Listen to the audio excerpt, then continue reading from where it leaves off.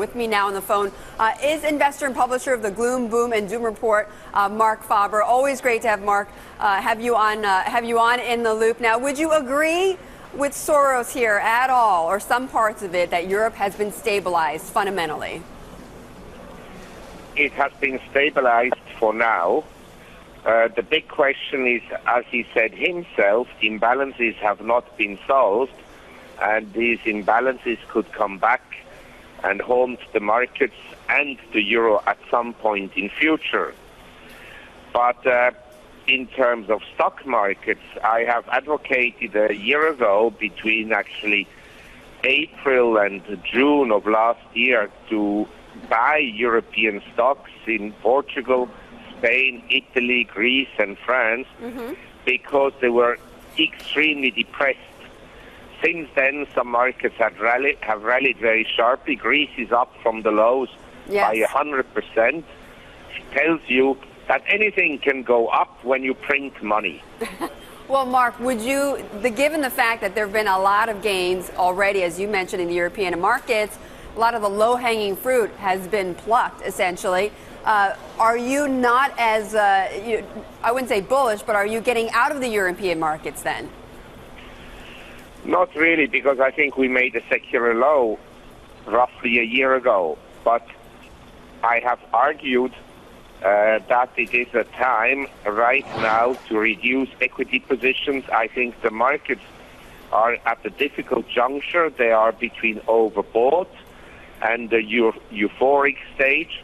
Now, I'm not ruling out that they can go up somewhat more, like in '87. Between January and August, we went up 40%, but then we also fell 40% in 2 months' time.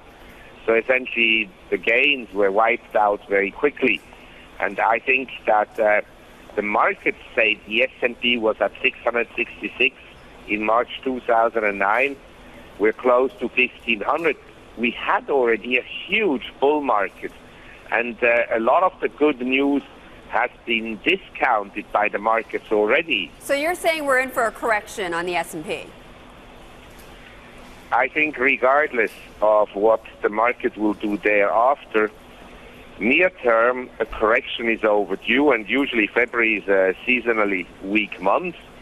We will then have to watch how the correction unfolds, whether maybe we've had already a major top, like in January 1973, the market peaked out and thereafter was sliding for 2 years. It will be interesting to see how the correction unfolds. Marc, you've noted before, and this is a position I know you've talked about before, even back in November when you discussed sort of corporate profits and and a shakeout even, as we're getting the results. But you've also noted, Marc, before that you're not exactly going big on any shorts in the markets. Why is that?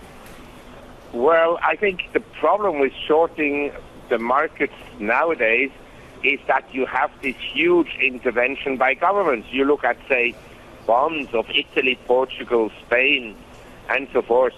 They rallied last year very strongly. There was a huge profit opportunity. I admit I missed it, but the profit opportunity came about as a result of government intervention. And I feel the markets are, some people say it's intervention, I can call it manipulation.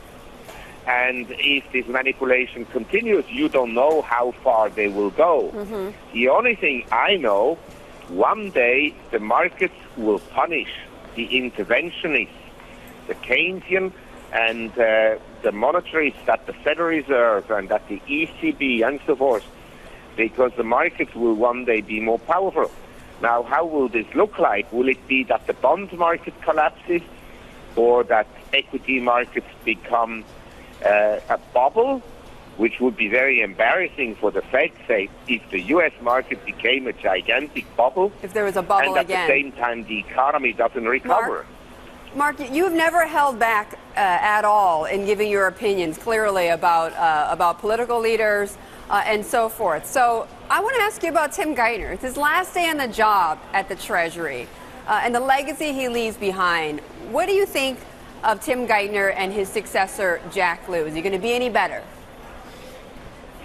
I doubt there will be much change. And I think, to be fair to Mr. Geithner, he inherited a colossal mess. He's involved in politics, and he has to listen to what the politicians want to do and so forth. So, per se, he did actually an okay job. Where it's not okay is that basically nobody that committed financial fraud or contributed to the fraud was prosecuted. Marc, we're going to have to leave it there. I appreciate it. Marc Faber of the Gloom, Boom, and Doom Report joining us on the market.